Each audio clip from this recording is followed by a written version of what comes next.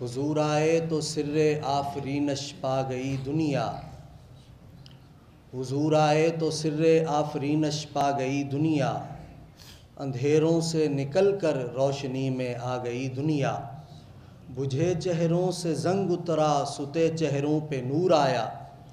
بجھے چہروں سے زنگ اترا ستے چہروں پہ نور آیا، حضور آئے تو انسانوں کو جینے کا شعور آیا، وہ آئے جن کے آنے کی زمانے کو ضرورت تھی، وہ آئے جن کے آنے کی زمانے کو ضرورت تھی، وہ آئے جن کی آمد کے لیے بے چین فطرت تھی، وہ آئے جن کی آمد کے لیے مضطرب تھی وادی بطحا، وہ آئے جن کے قدموں کے لیے کعبہ ترستا تھا۔ ماہ ربیع الاول وہ بابرکت مہینہ ہے کہ جس مہینے کا اللہ رب العزت نے خاتم الانبیاء احمد مجتبیٰ محمد مصطفیٰ صلی اللہ علیہ وسلم کی پیدائش اور ولادت کے لیے انتخاب فرمایا۔ حضور اکرم صلی اللہ علیہ وسلم کا وجود مسعود سراسر نعمت اور برکت ہے، رحمت اور ہدایت ہے، جس کی برکات حد و شمار سے باہر ہیں۔ آپ کی بدولت علم و حکمت اور دانائی کا خزانہ ملا، معرفت الہی کا راستہ کھلا، اللہ رب العزت کا آخری ابدی اور ازلی پیغام قرآن پاک کی شکل میں نازل ہوا اور توحید کا ایک واضح تصور ابھرا۔ یہ حضور علیہ السلام کی برکت سے اللہ رب العزت نے ہمیں یہ انعامات عطا فرمائے۔ تو اسی لیے حضور صلی اللہ علیہ وسلم کی اس دنیا میں آمد یہ دنیا کی سب سے بڑی نعمت ہے۔ ہر فضیلت، ہر انعام، ہر خوبی، ہر سعادت، ہر مرتبہ اور کمال یہ حضور صلی اللہ علیہ وسلم کے ظہور قدسی کا فیضان ہے۔ اسی وجہ سے ہماری گفتگو کا عنوان ہے جس سہانی گھڑی چمکا طیبہ کا چاند، کہ جس گھڑی کا انتخاب کیا اللہ رب العزت نے حضور علیہ السلام کو اس دنیا میں بھیجنے کا۔ اللہ رب العزت نے بے شمار انعامات انسانوں پر فرمائے، لیکن جب بھیجا پیغمبر اسلام جناب نبی کریم صلی اللہ علیہ وسلم کو تو اللہ رب العزت نے احسان جتلایا۔ لقد من اللہ علی المؤمنین اذ بعث فیہم رسولا، کہ اللہ رب العزت نے مومنین پر احسان کیا کہ ان میں ایک ایسا پیغمبر بھیجا اور فرمایا وما ارسلناک الا رحمتا للعالمین، ہم نے نبی کریم صلی اللہ علیہ وسلم کو تمام جہانوں کے لیے رحمت بنا کر بھیجا۔ کرم سب پر ہے کوئی ہو کہیں ہو، کرم سب پر ہے کوئی ہو کہیں ہو، آپ ایسے رحمت للعالمین ہو۔ حضرت ابن عباس رضی اللہ عنہ فرماتے ہیں کہ اللہ رب العزت نے نبی کریم صلی اللہ علیہ وسلم کی آمد کی پیشن گوئی ہمیشہ کی، حضرت آدم علیہ السلام سے لے کر حضرت عیسیٰ علیہ السلام تک تمام انبیاء حضور علیہ السلام کی آمد کی پیشن گوئیاں کرتے رہے، اور تمام امتیں حضور علیہ السلام کی آمد کا انتظار کرتی رہیں، اور آپ صلی اللہ علیہ وسلم کے وسیلہ سے اللہ رب العزت سے دعائیں کرتی رہی، اور اللہ رب العزت سے اپنے دشمنوں پر فتح مانگتی رہیں، اور پھر اللہ رب العزت نے بہترین امت کا انتخاب کیا آپ صلی اللہ علیہ وسلم کے لیے، جس کے بارے میں فرمایا کنتم خیر امت اخرجت للناس، تمام امتوں میں سب سے بہترین امت، سب سے افضل امت، سب سے اعلیٰ اور ارفع امت وہ نبی کریم صلی اللہ علیہ وسلم کی ہے، اور بہترین زمانے کا انتخاب کیا جس کی قسم اللہ رب العزت خود قرآن پاک میں والعصر کہہ کر قسم ہے زمانے کی، جس زمانے میں اس نبی کا انتخاب کیا گیا، جس زمانے میں اس آخری نبی کو مبعوث کیا گیا، اور بہترین اصحاب کا انتخاب فرمایا، جس کے بارے میں اللہ رب العزت خود فرماتے ہیں اولئک هم الفائزون، فائز اور کامیاب لوگ یہی ہیں، اولئک هم المفلحون، فلاح پانے والے یہی ہیں، اولئک هم المتقون، المتقون، یہی لوگ متقی ہیں، رضی اللہ عنہم ورضوا عنہ، اللہ رب العزت اپنی رضا کے پروانے ان کے لیے جاری فرما رہے ہیں۔ وَكُلًّا وَعَدَ اللَّهُ الْحُسْنَى، اور تمام صحابہ کے لیے جنت کے وعدے فرمائے جا رہے ہیں، ایسے صحابہ کا انتخاب فرمایا۔ اور اللہ رب العزت نے بہترین شہر کا انتخاب فرمایا جس کی قسمیں اللہ رب العزت خود کھاتے ہیں، لا اقسم بہذا البلد، میں اس شہر مکہ کی قسم کھاتا ہوں۔ کیوں اس شہر مکہ کی قسم کھاتا ہوں؟ وَأَنْتَ حِلٌّ بِهَذَا الْبَلَدِ، اے محبوب آپ کے قدم مبارک اس شہر کے اندر لگ چکے ہیں۔ تو یوں اللہ رب العزت نے تمام بہترین چیزوں کا انتخاب کر کے حضور علیہ السلام کو اس میں مبعوث فرما دیا۔ امام حلبی رحمہ اللہ فرماتے ہیں جب آپ صلی اللہ علیہ وسلم کا وجود مبارک حضرت آمنہ رضی اللہ عنہا کے بطن اطہر میں منتقل ہوا تو وہ فرماتی ہیں میں نے کئی عجائبات دیکھے، اللہ رب العزت نے کئی عجائبات دنیا کو دکھائے کہ اس سال مکہ کے لوگ خوش سالی میں مبتلا تھے، قحط سالی میں مبتلا تھے، لیکن جو ہی حضور علیہ السلام کی آمد کا وقت قریب ہوتا ہے، جو ہی آپ صلی اللہ علیہ وسلم کی آمد کا وقت قریب ہوتا ہے تو بارشیں شروع ہو جاتی ہیں، قحط ختم ہو جاتا ہے، خشک سالی ختم ہو جاتی ہے، درخت ہرے بھرے پھلوں سے لد جاتے ہیں، زمین سرسبز ہو جاتی ہے، اور بادشاہوں کے تخت اور بت کدے اوندے منہ گر پڑتے ہیں، مشرق اور مغرب کے چرند پرند اور دریائی جانور ایک دوسرے کو خوشخبریاں سناتے ہیں، اور وہ پکار اٹھتے ہیں، جن پکار اٹھتے ہیں کہ وہ وقت قریب آ گیا جس میں اللہ رب العزت اپنے آخری محبوب کو مبعوث فرمائیں گے۔ والدہ ماجدہ کہتی ہیں میں نے خواب دیکھا کہ مجھے کہنے والے نے کہا کہ آپ کے بطن مبارک میں دو جہانوں کا سردار ہے، جب وہ پیدا ہو تو اس کا نام محمد رکھنا۔ اور یوں حضرت عبداللہ ابن عباس رضی اللہ عنہ کا بیان ہے، سیدہ آمنہ فرماتی ہیں جب حضور صلی اللہ علیہ وسلم میرے بطن مبارک میں تھے مجھے 6 ماہ تک احساس تک نہ ہوا، 6 ماہ تک مجھے احساس ہی نہیں ہوا کہ میرے پیٹ میں کوئی بچہ بھی ہے کہ نہیں ہے۔ اس قدر اللہ رب العزت نے خفیف آپ صلی اللہ علیہ وسلم کی پیدائش فرمائی، اور فرماتی ہیں جب 6 ماہ بعد مجھے احساس ہوا تو عام طور پر احساس کس طرح ہوتا ہے؟ والدہ عورتیں کیفیت کیا بیان کرتی ہیں کہ بڑی تنگی کے ایام ہوتے ہیں، قرآن کہتا ہے کہ بڑی کمزوریوں پر کمزوریاں آتی ہیں، مشکلات پر مشکلات آتی ہیں، ہر ماہ مختلف طریقوں کی مشکلات آتی ہیں، لیکن حضرت آمنہ کا بیان ہے جب حضور علیہ السلام مجھے جب احساس ہوا 6 ماہ کے بعد تو جب میں چلتی تھی تو زمین مجھ کو نرم محسوس ہوتی تھی۔ مکہ کی زمین آپ جانتے ہیں سخت پتھریلی زمین ہے، حضرت آمنہ فرماتی ہیں کہ جب 6 ماہ بعد مجھے احساس ہوتا ہے تو وہ مجھے زمین نرم محسوس ہوتی تھی، اور وہ فرماتی ہیں میں جب درختوں کے پاس سے گزرتی تھی تو وہ درخت جھک جھک کر مجھے سلام کیا کرتے تھے، جب پتھروں کے پاس سے گزرا کرتی تھی وہ پتھر مجھے سلام کیا کرتے تھے، اور جب میں کوئی بوجھ اٹھایا کرتی تھی تو وہ بوجھ مجھے بوجھ نہیں محسوس ہوتا تھا۔ ہر طرف فرمایا کہ جب حضور علیہ السلام میرے بطن مبارک سے جدا ہوئے تو مجھے ایک نور محسوس ہوا، ایک روشنی محسوس ہوئی، اور اس روشنی کے اندر میں نے کسریٰ قیصر کے اہل شام کے محلات کو دیکھا۔ یوں اللہ رب العزت نے حضور علیہ السلام کی آمد کے ساتھ ہی دنیا کو دکھا دیا کہ یہ کوئی عام آدمی نہیں ہے، یہ کوئی عام شخصیت نہیں ہے، محمد مصطفیٰ آئے، بہاروں پر بہار آئی، محمد مصطفیٰ آئے، بہاروں پر بہار آئی، زمین کو چومنے جنت کی خوشبو بار بار آئی۔ حضرت ابن عباس رضی اللہ عنہ کا بیان کہ جب حضور صلی اللہ علیہ وسلم کی آمد کا وقت قریب ہوا تو دنیا نے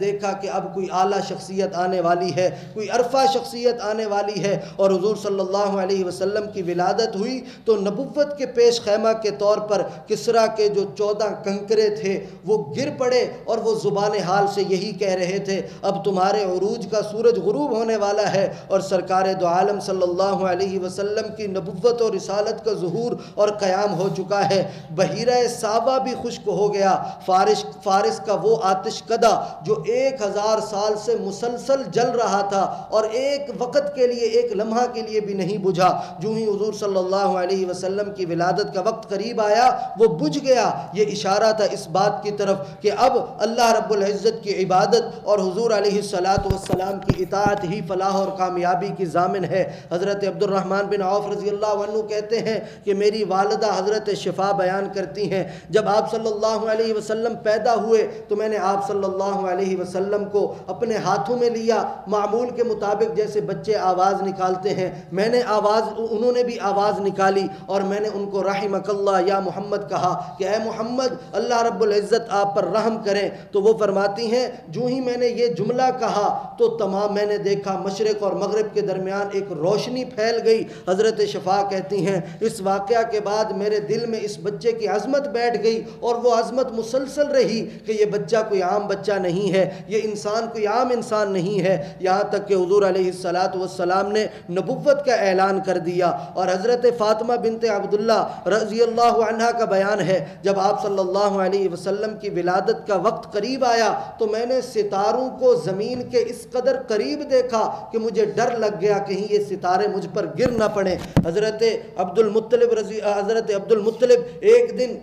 بیت اللہ کا طواف کر رہے ہیں، ان کی حضرت عبداللہ کی باندی لونڈی حضرت برکہ رضی اللہ عنہ دوڑتی ہوئی آتی ہیں اور آ کر مبارکباد دیتی ہیں کہ اللہ رب العزت نے مالکن کو ایک چاند سا بیٹا عطا کیا، رخ مصطفیٰ ہے وہ آئینہ کہ ایسا دوسرا آئینہ نہ کسی کی بزم خیال میں، نہ دکان آئینہ ساز میں اللہ رب العزت نے چاند کا ٹکڑا مالکن حضرت آمنہ کو عطا کیا ہے۔ حضرت عبد المطلب خوشی سے جھوم اٹھتے ہیں، ان کی آنکھوں سے آنسو تیرنے لگتے ہیں اور بے اختیار غلاف کعبہ کو پکڑ کر پہلے آہستہ دعا کرتے ہیں اور پھر بلند آواز سے دعا کرتے ہیں کہ اے اللہ میں آپ کا شکر کس زبان سے ادا کروں کہ آپ نے میرے مرحوم بچے کے گھر، میرے مرحوم بیٹے کے گھر ایک چراغ روشن کیا ہے، مجھے بڑھاپے کا سہارا دیا ہے، اے اللہ اس کی حفاظت فرمانا۔ پھر جلدی سے گھر کی طرف جاتے ہیں، بچے کو گود میں اٹھاتے ہیں، خوشی سے جھوم اٹھتے ہیں